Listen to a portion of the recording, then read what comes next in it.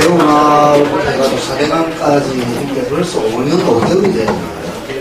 상당히 긴 시간 동안 이 4대강 사업을 우승에 대해서 밝히고 새로운 대안을 마련하는 많은 노력을 해왔었습니다만 결국은 힘이 없어가지고 무너지고 있는 이 4대강 사업 현장을 계속 지켜볼 수밖에 없었습니다. 이 4대강 사업의 당초 이것은 한반도 대운하 사업의 변형입니다. 정치권은께서 그때 한반도 대운하에 대해서 큰 반대를 하니까 뭐 한반도 대운하면 어떻고 4대강 살리기는 어떻고 이런 어떤 네이밍이죠. 이름을 바꾸면서 이 사업이 이제 4대강 사업으로 그것도 살리기 사업으로 변형이 됐습니다. 그래서 이 4대강 사업의 목적이 크게 세 개입니다. 홍수 방어, 물 확보, 수질 개선인데 지금 홍수는 지금 이번 여름에 전전긍긍하고 있습니다. 왠가하니까 4대강 사업 공사 현장이 홍수 피해가 아주 높여져 있거든요. 그리고 또 기존의 지천에서 홍수 피해는 그대로 방치되어 있다는 거예요. 그러니까 홍수 입장에서 본다면은 기존의 홍수가 많이 나던 데는 그대로 위험이 있고 그리고 오히려 4대강 사업을 함으로 인해서 홍수 위험을 증가시켰다. 그래서 보를 만들었는데 이 보가 조그만 댐입니다. 이 댐이 홍수 위험을 증가시키거든요. 그러니까 하천에 있는데 갑자기 이런 어떤 구조물을 갖다 놓으면은 물이 소통하는 공간이 줄어들 거 아닙니까? 그럼 홍수 위험이 증가되는 거죠. 한탄강댐이 그렇게 해서 무너졌고 그런데 그런 어떤 홍수 위험이 증가됐다는 것이 이미 부산 낙동강 재판 때 부산 고벌에서 낙동강 사업에서 보호건설은 홍수 위험을 오히려 증가시킨다는 그런 어떤 판결을 내린 바가 있습니다. 그래서 홍수 위험은 이게 홍수를 막는다고 했는데 오히려 여름철이 되면 홍수 걱정해야 되는 이런 그만한 됐다는 겁니다. 두 번째 물 부족을 해결하겠다고 그러는데 지금 정부는 계속 물이 부족하다고 얘기를 하는데 물 부족 국가 얘기하는데 이거 다 이미 학술적으로 말이 안 된다는 게 이미 증명이 됐음에도 불구하고 정부는 계속 그런 논리를 펴고 있습니다. 극단적으로 제가 말씀드리면 지금 우리 남한의 인구가 지금보다 배가 되었을 때 그리고 40년 만에 가물이 왔을 때 낙동강 한강물은 다 다르지만은 우리 먹는 물이 있습니다. 그럼 이게 얼마나 큰입니까? 그리고 여기 수도권에 사시지만 지난 30여 년간 물이 부족해서 단수한 적 없습니다. 독극물이 혹시 퍼졌다든지 또는 발로 공사한다고 물이 부족한 적이 있었지만은 먹은 적이 있지만 물이 부족해서 본 적이 없습니다.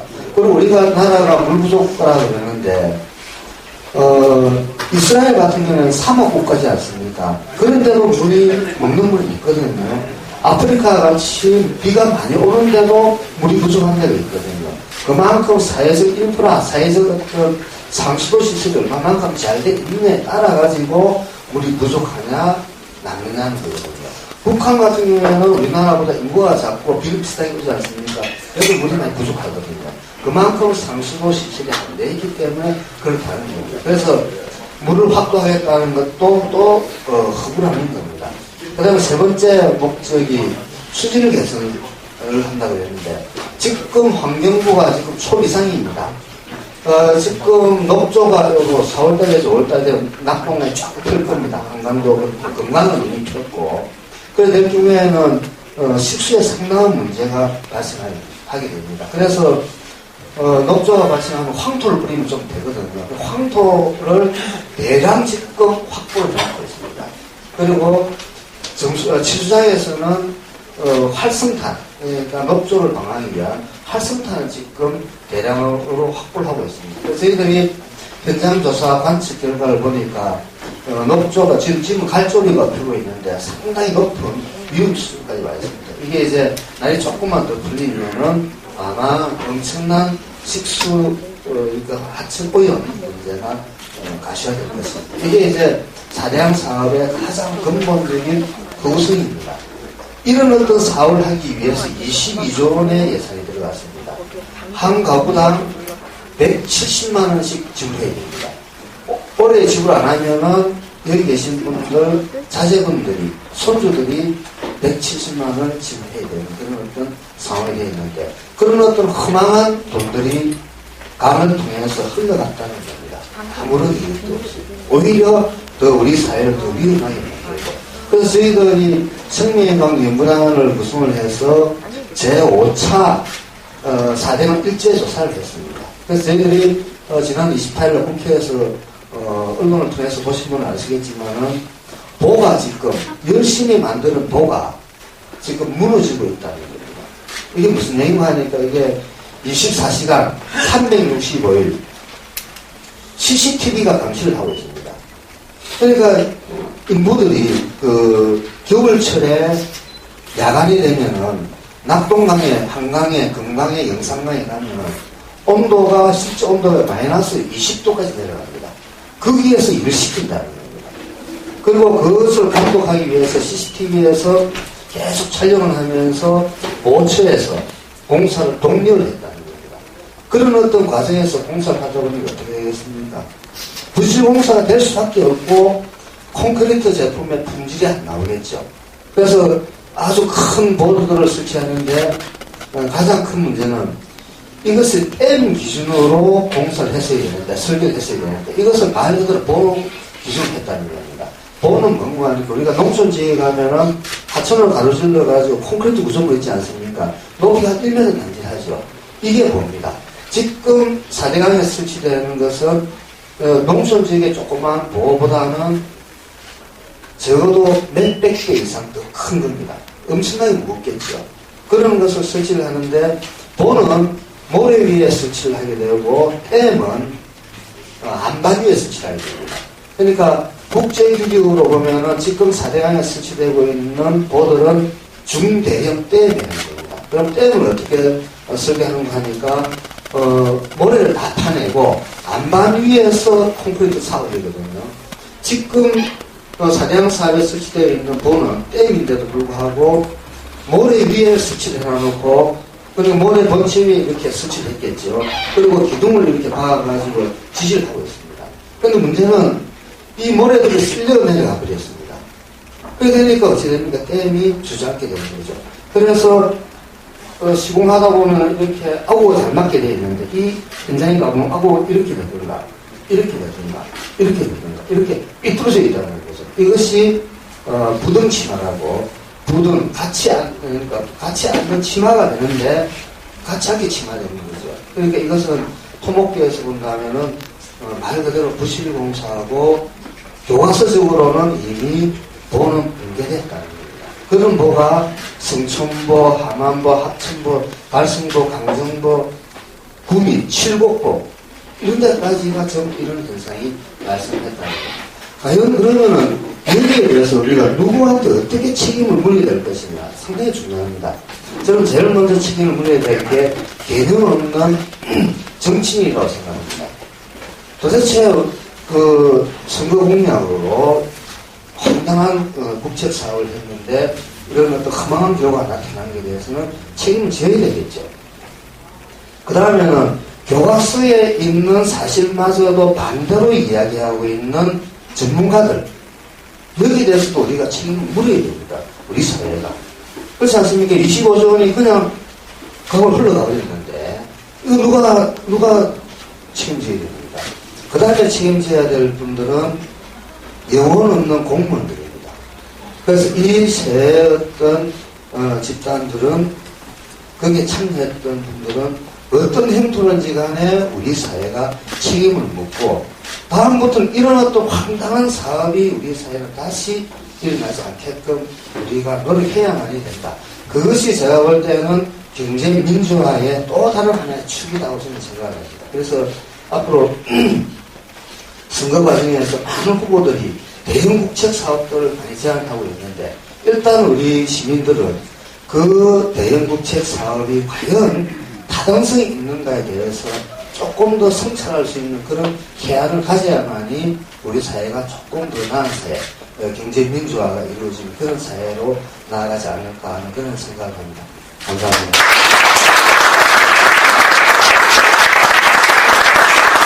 비록 힘이 부족해서 4대강 그 황당무계한 토목사업을 막지는 못했지만 그것의 문제점을 끈질기게 파헤치면서 국민들로 하여금 이것이 잘못된 사업이구나 하는 것을 깨닫게 해주고, 그렇게 하기 위해서 정말 몸바쳐서 헌신적으로 노력해 오신 분이에요. 박창 교수님한테 저는 모든 국민이 좀 빚을 좀 지고 있다 이렇게 생각합니다. 박수 다시 한번 부탁드립니다.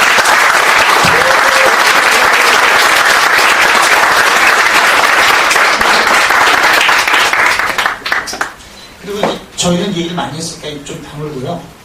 좀 얘기하시고 싶은 분들 몇 분이라도 좀 말씀 좀 하시죠. 질문도 좋고요. 또 멀리서 오신 분들 한 말씀 안 하세요?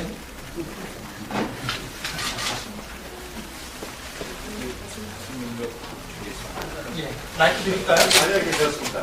마이크 하나. 그 4대강 사업을 통해서 많은 비용이 지출이 됐습니다. 근데 제가 알기로는 앞으로 유지하는데 비용이 또 상당히 들어간다고 알고 있는데요. 지금 보가 지금 무너져가고 있다고 말씀을 하셨는데 앞으로 그러면 또 상상하지 못할 비용이 많이 들어갈 것이고 유지하기 위해서는 계속 꾸준하게 비용이 들어가는데 그게 전부 다 저희들 세금이란 말이에요. 그러면 교수님께서는 앞으로 이 지금 4대강 사업을 어떻게 처리를 해야 가장 옳은 방편인지 거기에 대해서 좀 말씀해 주십시오. 뜯어내야 되겠죠? 지금 국토부 추산으로는 4대강 사업 유지 관리비가 한 2천원 가까이 됩니다. 그것도 자전거 길이 있잖아요. 자전거 길이 1592km입니다. 그거는 전부 제작자한테 맡겼죠. 그리고 4대강 전역에 가보면은 하천에도 전부 공원을 다 만들어놨습니다. 나무를 몇 백만 줄 심어놨습니다.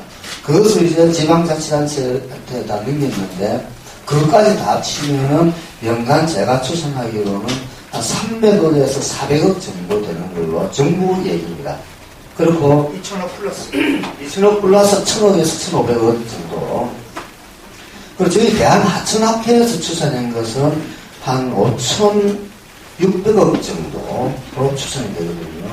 그래서 과연 그러면은 이 돈을 어떻게 할 것인가? 가만 놔두면은 괜찮은데 22조 원을 들여가지고 그것을 유지 관리하는데 정부 추산대로 하더라도 최소한 연간 3천억 이상 들어가는 거. 나 국민 세금이거든요.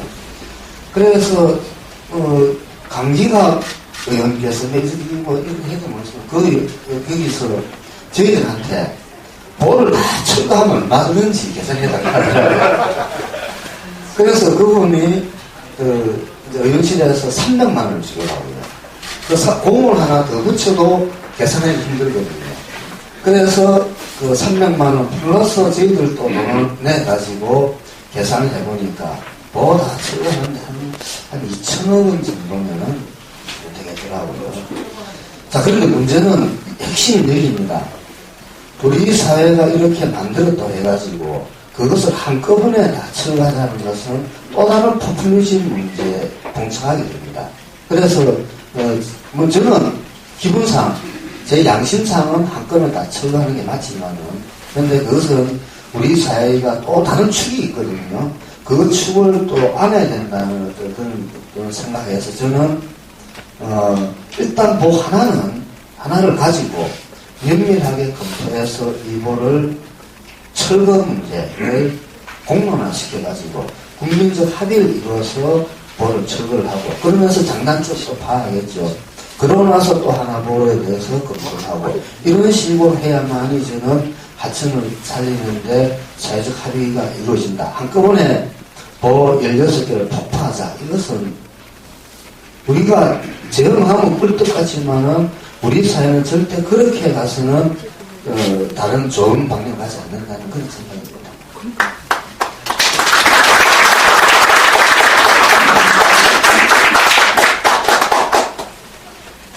또 다른 분 얘기하실 분 계세요? 네.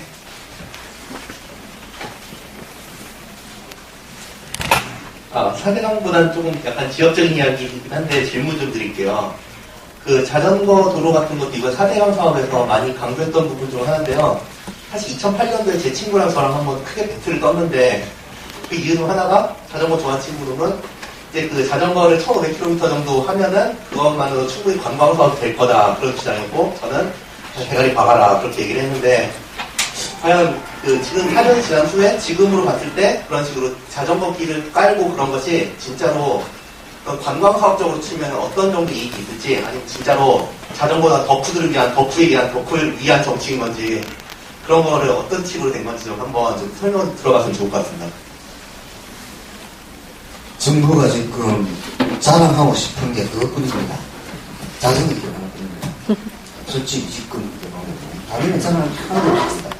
그러니까 우리 자전거 길을 잘 봐야 되는데 이게 어떻게 보면 도심 지역에서 그 새로운 교통수단, 보조 교통수단으로 자전거 길을 많이 만들고 있지 않습니까? 그런데 이게 도심지에서부터 자전거를 타고 한 10분에서 15분 지나면 효용이 없다는 게 그 학설입니다. 그러니까 지금과 같이 그 낙동강변을 보면은 그 산불이지 않습니까? 가면 다 산불이거든요. 물론 대구, 구미, 뭐 김천 이런 도심지구 있지만 이것은 일부고 대부분이 농촌지이고 산불인데 여기에 낙동강에 따라가지고 다리로 나와가지고 자전거를 만들고 뭐 이런 걸 해놨거든요. 실제 자전거 매니아 분들은 더 다니실 겁니다. 그렇지만은 그런 어떤 자전거 매니아 분들이 그런 게 없더라도 다니시거든요. 근데 낙동강, 한강, 영산강, 금강 여기에 자전거길을 만들었는데 과연 도움이 될까? 그러니까 제가 보기에는 상당히 문제점이 있다고 저는 생각하고 있습니다. 그래서 이 자전거길도 지금 지자체에서 제가 경상남도 경상남도에 있는 낙동강사업 특별위원회 위원장을 제가 맡고 있거든요. 그래서 김동완 지사하고 많은 얘기를 하는데 이 자전거 도로가 애물단지가 지금 되어 있습니다. 이것을 경상남도로 관리를 해야 되는데 경상남도가 뭘 노리고 있습니까? 그러니까 지금 애물단지가 돼가지고 또 만약에 관리가 안 되면 언론에서 또 안 된다고 하면서 또 문제를 삼을 거지 않습니까? 그러니까 지방 재정은 더 악화될 것이고 필요하다 그러면 자전거 도로를 만들어야 되지만 지금과 같이 천편일률적으로 그냥 개념이 없습니다. 그냥 강변 따라 자전거 도로를 만들어라. 그 이상 그 이하도 없이 그냥 어떻게 보면은 단순 행정이죠. 그런 식으로 되어 있다는 겁니다. 사례가 관심 많으신 것 같아요. 근데 여러분들 모르는 비밀을 제가 하나 여기서 폭로해야 되겠습니다. 그 지금 박상문 교수님 옆에 제가 앉아있지 않습니까? 냄새가 납니다. 술 냄새가 납니다. 이 양반이 지금 한잔 하고 오셨어요. 그런데도 이 전문 지식이 워낙 잘 들어가 있어가지고 전혀 지금 술 취한 티도 안 내고 말이죠. 이렇게 답변을 아주 명답변을 잘해주고 계십니다. 제가 아주 한 10년 전부터 친하게 모신 형님이 계시는데 이동동이 계십니다. 그분이 따님이 네 분이 계시는데 그 밑에 맨 밑에 따님은 저기 승부권이 없고 위에 세 분하고 부인하고 사이로 두 명이 있습니다. 그러니까 할 수 없이 제가 오늘 일 바로 와서 되는데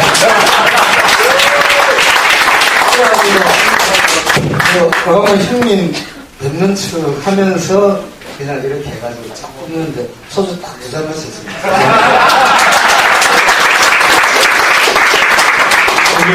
제가 뭐 보충 설명만 조금 짧게 잘 드리겠습니다. 경제를 생각할 때는 항상 기회비용이라는 걸 생각하거든요. 그러니까 22조 원을 들여서 지금 박창훈 교수님 말대로 하면 전혀 쓸데없는 사실은 지금 파괴하는데 다시 비용을 더 들여야 되는 거를 좀 거거든요. 그나마 좀 해놨다라고 지금 하는 게 이제 자전거 도로인데 그걸 거꾸로 이렇게 한번 생각해 보시자고요. 22조 원을 들여서 뭘 할 수 있겠는가.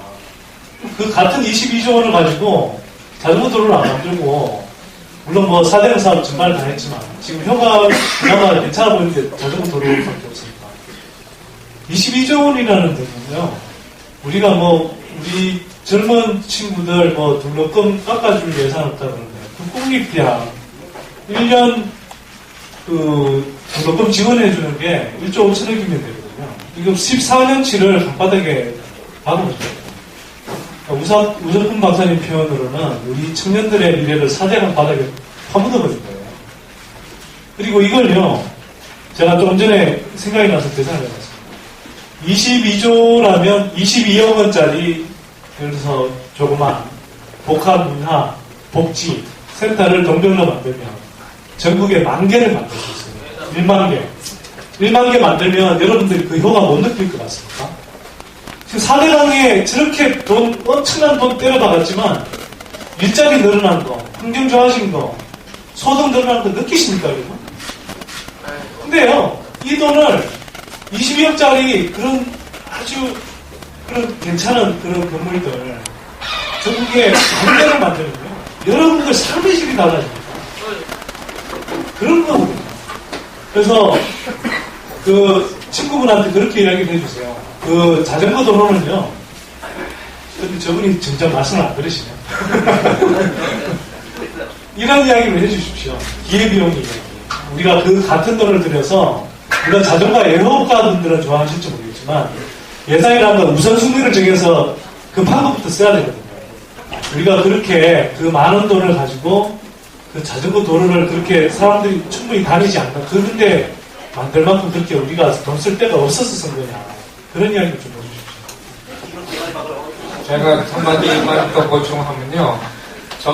제가 전공이 금융이나 계산하는 거 참 좋아하거든요. 우리 트레이닝도 학생들 많이 시키는데, 우리 선 소장님이 그 기회비용 얘기하시면서 설명한 거를 제가 조금 더 리얼리스틱하게 설명할게요. 22조 원이면 그 국공립 때 1년 밥값한데 1조 14년 한다고 하셨죠? 14년이 아니고요. 계산 잘못하셨어요. 22조 원에 5%이자면 1조 1,000억. 거기다가 아까 유지비용 4천억 하면 1조 5천억 되거든요. 평생도록 반값할 수 있어요.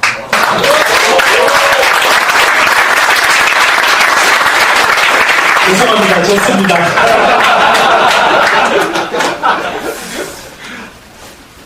자, 이게 지금 9시가 다 돼가는데, 한 분만 더 기회를 드릴까요? 예.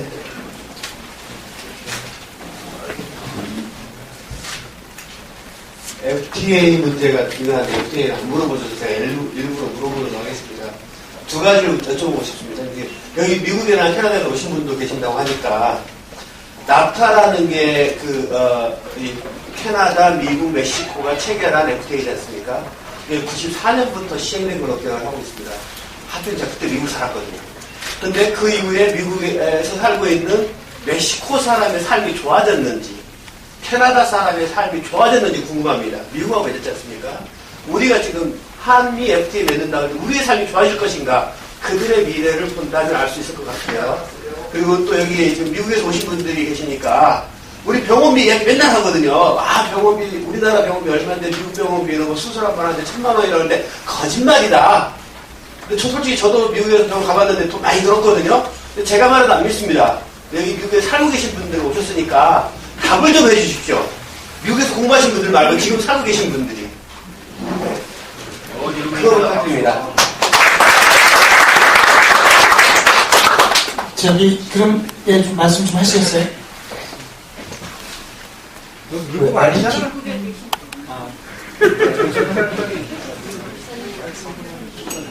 병원비. 병원비는 진짜 한국하고 비교해보면 한 10분의 1 정도 싼 것 같아요. 10분의 1 정도 되는 것 같아요. 한국이. 예. 경제 기준은 지금 현재 이 소득은 한 2배 정도 되는 걸로 알고 있습니다. 그러니까 의료비는 싸다는 생각을 하고 있는데 뭘 지금 알고 싶은 게? 그러니까 예를 들어서 명장 수술을 하든가 뭐 아니면 애 낳는 비용 얼마나 들까요? 그런 건 사실상 많은 유학생들이라든가 또 저소득 교민들이라든가 애 낳는 경우는 거의 정부 그 보조가 있고 하물며 그 6개월 동안 그 우유가까지 계속 대주는 걸로 알고 있습니다. 좋네, 한국보다. 네, 그래서 미국 같은 경우는 아마 그 치료비가 없어서 죽는 사람은 제가 알기로 없는 걸로 알고 있어요. 일단 병원에 가면은 병원에서 꼭 치료를 해줘야지 거부할 수가 없고, 또 돈 받는, 그러니까 그 부서는 다르고 치료 부서가 완전히 다르기 때문에 일단은 병원에 가면 치료를 해야 되고, 돈 그 사람들이 받는 것은 다른 부서에서 알아서 받게 되는 그런 경우가 봤는데, 한 예를 들어서 이제 저희 집사람이 이제 그 여자 부분에 어떤 수술을 하기 위해서 그 담당 의사하고 그때 가서 직접 얘기하고, 그 당시 저희가 보험이 없어서 현금을 내기로 이제 얘기를 했어요. 그때 미리 돈을 내야 된다고 그래가지고 그때 얘기한 게 25,500불이었습니다. 근데 와이프가 한국에 있는 친구하고 그런 병원에 가서 그런 수술한다는 얘기를 하고 얘기를 하니까 여기 오면 싸다. 왜 거기 가서 거기서 이렇게 하려고 그러냐고. 그래서 와가지고 한국의 그 백병원에 가서 이제 수술을 받았는데 그 미국에서는 불과 하루 저녁 입원하는 걸로 25,500불이 나왔는데 여기서 일주일 동안 입원하고 퇴원하면서 1,200불인가 집어넣은 걸로 알고 있어요. 정말 그 당시 그 경우는 정말 20불 1밖에 안 되는 그런 큰 차이가 있었습니다.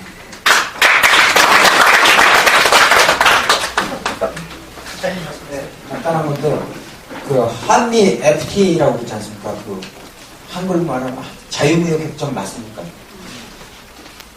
네. 그 프리가 자유 맞죠? 그럼 우리 한국과 미국의 FTA는 F가 프리가 아니죠. 어떤 분들 그 의사미국이 쪽팔려 뭐 조약이 쪽팔려 보니까 경제 합박, 경제 예속, 노예 계약서 이렇게 얘기하는데 지식인들이나 정동영 의원님도 우리를 국민들을 속인 것 같아요. FTA에 프리가 아니잖아요. 명백하잖아요. 그죠? 그러면 이 용어를 국민들한테 확실하고 사실적으로 있는 그대로를 해줘야지. FTA 하면 굉장히 고상하고 좋은 의미의 FTA가 되잖아요. 그 사전적 의미로만 얘기하면. 사전적 의미가 아니잖아요. 이거 보니까 선대인이나 우스훈 박사 이런 분들 좀 반성 좀 하셔야 될 것 같은데. 그래서 아니 왜냐 FTA가 F가 아닌데 왜 FTA라고 했는데 그 어떤 게 맞는지 좀 정확하게 말씀해 주시겠어요? 그 9시 정도 끝내려고 했는데요. 그래서 제가 끝내도록 하겠습니다. 끝내기 전에 지금 말씀하신 거 제가 그냥 모아서 하나만 더 물어볼게요. 아 그래? 네, 말씀하세요. 한미 FTA를 백인이 지금 다시 뭐 재협상이니 계속 얘기를 하고 있는데 지금 총선이 끝나고 대선을 잘했다 하더라도 한미 FTA를 폐기를 하기는 힘들다라는 여론이 굉장히 많아요. 근데 한미 FTA를 꼭 폐기를 하고 나중에 다시 하더라도 폐기가 답인 거는 다들 알고 있잖아요. 근데 정치권도 지금은 민주통합당도 여기가 민주통합당이라서 좀 뭐하긴 하지만 민주통합당 당대표 할 때는 다 안 하겠다 이렇게 얘기하고 지금은 또 확 바뀌었단 말이에요. 이런 것들이 되게 우려가 많습니다. 이런 것들을 어떻게 타개를 해 나가고 일단 저희 세대가 아니고 저희 후대 세대 내 아들 딸들이 이 일을 겪어야 되는 거기 때문에 굉장히 이거는 심각한 문제예요. 뭐 지금까지 4, 5년 4대강 이거를 다 넘어서 한미 FTA로 그냥 모든 게 다 넘어가 버리는 그런 거기 때문에 저는 그게 되게 궁금해서 거기에 대해서 한번 얘기를 들어보고 싶습니다. 어떻게 우리가 뭐 180일이 되기 전에 될 수 있다라고 얘기를 하지만 정말 답답합니다. 네. 한미 FTA 얘기가 나오니까 이제 이 사안이 워낙에 또 중요한 사안이고 또 많은 사람들이 너무나 또 심각한 사안이라서 가볍게 다룰 수 없는 건데요. 시간도 많이 가고 그래서 제가 조금 간단하게 정리를 할게요. 처음 질문에서 이제 그 미국하고 FTA를 한 캐나다나 멕시코의 경우에 그 효과가 어땠느냐. 학자들 사이에서 의견이 분분합니다. 왜냐하면 경제 현상이라는 게 굉장히 복잡해서 이것 때문에 꼭 이렇게 됐다라고 이렇게 단정하기가 어려운 면들이 있거든요. 그런데 이제 크게 보면은 원래 이렇게 돼 있습니다. 더 잘 사는 나라일수록 성장을 천천히 하고 더 못 사는 나라일수록 같이 이제 자유무역을 하게 되면 더 못 사는 나라일수록 더 빨리 성장하게 되고 그렇게 되는 게 기본 원리거든요. 그런데 미국 경제라고 특별히 뭐 성장을 잘한 것은 아니고 최근에는 큰 위기를 맞았습니다만은 그 위기 맞기 이전에도 보면은 미국 경제에 비해서 캐나다 경제가 조금 더 성장을 덜 했어요. 그리고 훨씬 더 가난한 나라인 멕시코는 성장률이 제일 낮았습니다. 이거 굉장히 이상한 거죠. 특히 멕시코는 양극화가 굉장히 심화됐고 그래서 멕시코에서 도저히 못 살겠다고 해가지고 매년 미국 국경을 넘어가다가 죽는 사람만 400명, 500명씩 죽어나가는 것이 현실이고 그것은 여러분도 잘 아시는 대로 KBS에서 다큐멘터리를 해서 우리한테 또 교육을 시켜줬던 바가 있는 부분이고요. 미국 의료제도는 여러분 시코라는 영화 보시면 되고 이제 다양한 측면이 있습니다. 그런데 미국에 내가 살아보니까 이렇더라 하는 그 경험하고 그게 이제 이명박식 사고거든요. 꼭 살아본 것이 중요한 것이 아니고 그래서 전문가가 중요한 거예요. 이게 전체적인 그림을 봐야 되는 부분이 있어서 그래서 미국 의료제도 중에도 좋은 것도 있고 안 좋은 것도 있고 그런데 전체적인 것은 뭐냐? 미국인들의 한 5분의 1 정도는 의료보험이 없다는 거죠. 근데 의료보험이 있어도 제가 지난번에 낙곱살 방송에서 제가 나가서 얘기를 했습니다만은 저희 집사람이 애를 낳는데 저는 그때 대학교 교수입니다. 그렇기 때문에 학교에서 상당히 좋은 보험을 들어줘요. 그런데 애 낳고 난 다음에 하룻밤 잤는데 퇴원하라는 겁니다. 말씀하신 대로 워낙 비싸니까 보험회사에서 하루 쉬고 나가라는 거예요. 그러면서 저기 산모가 밥 해먹기 힘들 테니까 가서 저녁 가서 먹으라고 어디 식당에 가서 밥을 공짜로 먹는 쿠폰 한 장 주더라고요. 그런데 제가 영국에 그 다음에 이제 캠브리지 대학에 가 있었는데 거기서 이제 저희 집사람은 아니고 이제 거기 공부하던 학생이 부인이 애를 낳아가지고 한 일주일 지난 다음에 이제 좀 안부겸해서 전화를 했어요. 그랬더니 병원으로 오라는 거 아직 병원에 있다는 걸 했어요. 이 나라 참 좋다. 영국은 국가 공무원이죠. 의료 시스템이 이제 국영화된 의료입니다. 그래서 병원에 갔어요. 갔더니 그러는 거예요. 몸은 어떠냐. 그러니까 자기 너무 지금 지겹다는 거예요. 병원에서 지금 일주일 넘게 있으니까 너무 지겹다. 자기 퇴원하겠다 그러는데 퇴원을 안 시켜준다는 겁니다. 의사들이. 왜? 동양 여자가 보니까 궁뎅이가 조그맣고 그런데 이게 애 낳느라고 얼마나 고생을 했을까 신기한 거야. 근데 야, 너 집에 가서 저 밥하고 빨리 그러면 안 돼. 그래서 더 쉬다 가야 돼. 그래서 퇴원을 안 시켜주는 겁니다. 그런 차이가 있다는 거죠. 우리가 어떤 의료 제도를 택하냐에 따라서. 그러면 영국은 의료비에 엄청나게 돈을 많이 쓰냐? 천만의 말씀. GDP 대비 의료비 지출은 미국이 더 많이 합니다. 그렇거든요.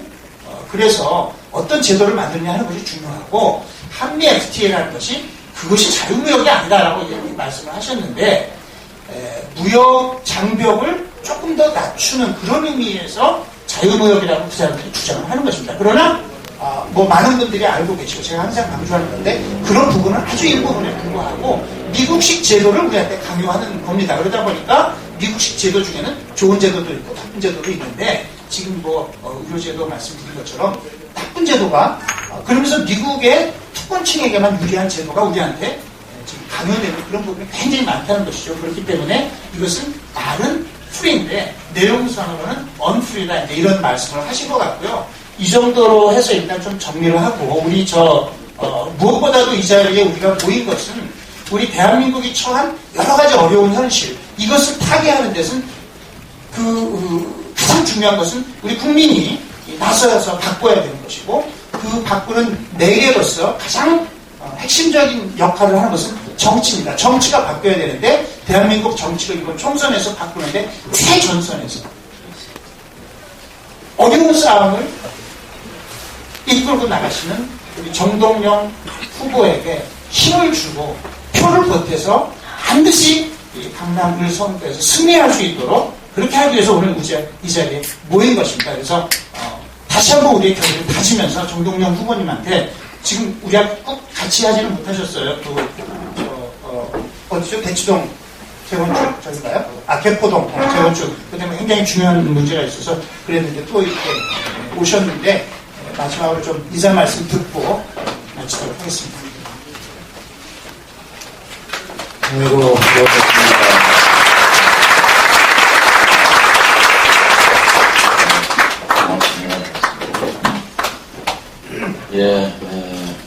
제가 엊그제 강남구청에 선거운동하러 갔다가 그 구내식당에서 밥을 먹었어요. 지하에 2,700원인데 그런 대로 괜찮은 구내식당이었어요. 이거 어디서 운영합니까? 그랬더니 삼성 에버랜드에서 구청 구내식당을 재벌이 이런 것까지 한 언제부터 합니까? 2년 됐대요. 그 전에는 어디서 했는데요? 누가 했어요? 현대푸드에서 현대에서 했는데 삼성으로 넘어왔다. 1층 올라오니까 1층에 커피숍이 있는데 그 종목과장이 저것도 저 삼성에서 합니다. 커피숍도 이 동네 와서 개포동에 와서 저 미장원 개포일동에 가시버시버에 방이라고 미용실에 갔어요. 상담하고 나서 원장이 굉장히 똑똑한 분인데 30년 저한테 국회에 가거든 요새 삼성이 미용실 체인을 준비하고 있는데 막아주십시오. 도처에 여기 지금 재벌개혁 대한민국의 재벌개혁 전문가들이 쭉 나와 계세요. 박수 한번 크게.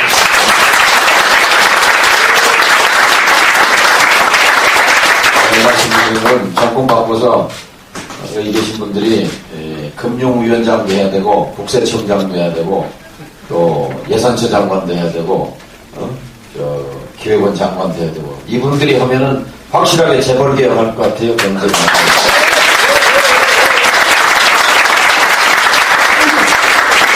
노무현 대통령이 이렇게 팀으로 썼으면 아마 좀 했을 거예요. 근데 몇 분을 이렇게 좀 뭐라고 할까요? 관료들한테 포위되기 좋을 정도로 이렇게 쓰시는 바람에 결국 다들 결국 그 요새 보면 이제 그 김종훈 후보가 상대 당입니다. 어디 가기만 하면 종북 좌파래, 종북 좌파. 그거 하나 가지고 이제 이 양반 FTA 달랑 하나 들고 이제 선거하러 온 거예요. 와가지고는 거기다가 종북 좌파만 얘기하는데 사실은 본인이 종북 좌파 정권에서 일했잖아요. 네? 자기가 말하는 종북 좌파 정권에서 일해놓고 이제 또 이 정권에서는 종북 좌파 척결하자고 말하는데 이 양반이 노무현 정부로 따지면 그때는 간첩이었는지. 네. 근데 저는 강남 구민의 수준이 종북 좌파 이런 거에 현혹될 수준은 아니라고 봅니다. 정말 대한민국의 과제는 종북이냐 좌파냐 이게 과제가 아니라 오늘 말씀한 재벌개혁, 경제정의, 경제민주화를 어떻게 만들어내겠느냐 하는 문제입니다. 그래야 강남도 미래가 있고 대한민국도 미래가 있고 그래서 우리가 원하는 우리는 누구나 어떤 경우라도 행복할 권리가 있다. 이것을 당당하게 외칠 수 있는 우리 모두의 인생의 목표는 뭐예요? 다 행복 아닙니까? 근데 그 행복이 누가 자비로 시혜로 주는 게 아니라 어떤 경우라도 누구나 우리는 행복할 권리가 있다 하는 그런 당당한 선진국으로 갈 수 있지 않을까 이렇게 생각합니다.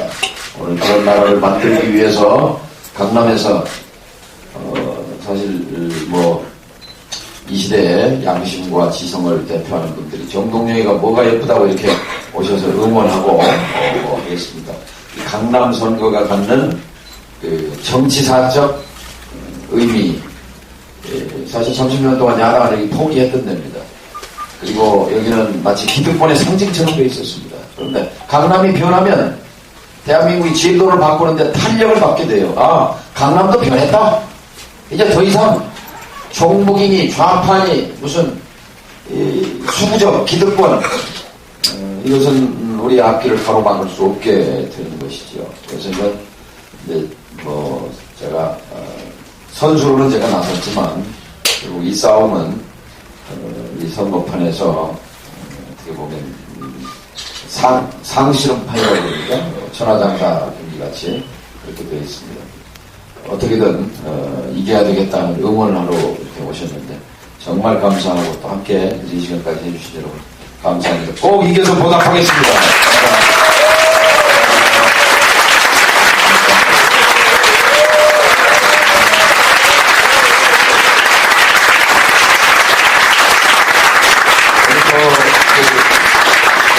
트위터에 보니까 아주 우리 선딜 히트 어록이 많이 나오셨던데. 그리고 광고 삼아서 내일 태백산맥의 조정래 선생님 며칠 전에 전화를 하셨어요. 박재시라고 가서 좀 도와주고 싶은데 내가 가면 빨갱이라고 해갖고 또 표가 떨어지는 거 아닌가 그렇게 말씀을 실제 하시더라고요. 그래서 강남 구민들 수준 믿고 오십시오. 내일 오후 3시 반에 오신대요. 그래서 내일 오후 3시 반에 주변에 많이 좀 알려주셔서 조정래 선생님하고 대화가 있었으면 좋겠습니다. 감사합니다.